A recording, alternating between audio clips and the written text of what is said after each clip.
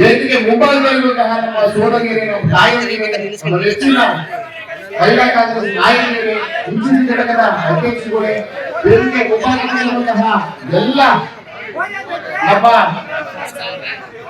ವಿಧಾನಸಭಾ ಕ್ಷೇತ್ರದ ಮುಖಂಡರೇ, ಕಾರ್ಯಕರ್ತರ ಬಂಧುಗಳೇ, ಎಲ್ಲರಿಗೂ ನನ್ನ ನಮಸ್ಕಾರಗಳು. ಎಲ್ಲೂ ಹೋಗಲ್ಲ, ಇವತ್ತು ಒಂದು ಸಭೆ ಕರಿಬೇಕು ಅಂತ ನಮ್ಮೆಲ್ಲ ಮುಖಂಡರು ಚರ್ಚೆ ಮೇಲೆ ಒಂದು ಅರ್ಜೆಂಟ್ ಆಗಿ ಸಭೆ ಕರೆದ್ವಿ.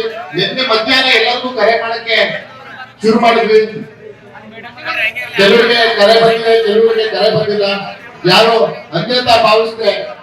ಇಷ್ಟು ಜನ ಸೇರಿದ್ದೀರಾ. ಸಮಯ 2 ಗಂಟೆ ಆಗಿದೆ, ಮಳೆ ಬರುವಾಗಿದೆ. 2 ಮಾತಲ್ಲಿ ನಾನು ಮುಗಿಸ್ತೀನಿ. ಒಂದು ಹಳೆ ನೆನಪನ್ನು ನಾನು ನೆನಪಿಸಬೇಕಾಗ್ತದೆ. ಯಾಕಂತ ಹೇಳಿದ್ರೆ ಇದೇ ಕಳೆದ ವಿಧಾನಸಭೆ ಚುನಾವಣೆಯಲ್ಲಿ ಬಹುಶಃ ಈ ತಿಂಗಳಿರ್ಬೋದು, ವಿಧಾನಸಭೆ ಚುನಾವಣೆ ಮುಗಿದಿತ್ತು. ನಾವೆಲ್ಲ ಸೋತಿದ್ವಿ. ಹತ್ರಕ್ಕೆ ಬಂದು ಆತ್ಮಾವಲ ಲೋಕದ ಸಭೆಗೆ ನಾವೆಲ್ಲ ಕರೆದಿದ್ವಿ. ಇವತ್ತೆಲ್ಲ ತಪ್ಪುಗೆ ನಾವು ಮಾತಾಡಿದ್ವಿ. ಆದ್ರೆ ಹೆಮ್ಮೆ ಹೆಚ್ಚಿದೆ, ಖುಷಿ ಹೆಚ್ಚಿದೆ. ನಾವೆಲ್ಲ ಖುಷಿಯಾಗಿ ನೀವು ಗೆಲ್ಸಿದ್ದೀರಾ. ನಿಮ್ಮ ಖುಷಿನ ನಿಮ್ಮ ಮುಖದ ನೋಡಕ್ಕೆ ತುಂಬಾ ಖುಷಿ ಆಗ್ತದೆ.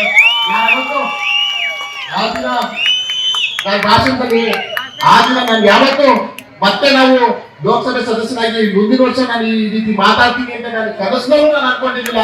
ಇದಕ್ಕೆಲ್ಲ ಕಾರಣ ಹಾಸನ ಜಿಲ್ಲೆಯ ಜನ ಕಾರಣ, ಮತ್ತೆ ಒಳಬೆಸರ ಕ್ಷೇತ್ರದ ಜನ ಕಾರಣ.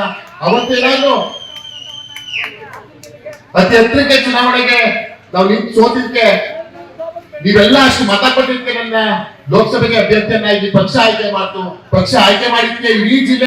ಸ್ಥಳೀಯ ಹಾಗೂ ನಿಖರ ಸುದ್ದಿಗಾಗಿ ಸಬ್ಸ್ಕ್ರೈಬ್ ಆಗಿ ಬೇಮಾ ವಿಜಯ ಡಿಜಿಟಲ್ ಯೂಟ್ಯೂಬ್ ಚಾನೆಲ್ ಹಾಗೂ ಪಕ್ಕದಲ್ಲಿ ಕಾಣುವ ಬೆಲ್ ಐಕಾನ್ ಕ್ಲಿಕ್ ಮಾಡಿ ಕ್ಷಣ ಕ್ಷಣದ ಅಪ್ಡೇಟ್ಗಳನ್ನು ಪಡೆದುಕೊಳ್ಳಿ.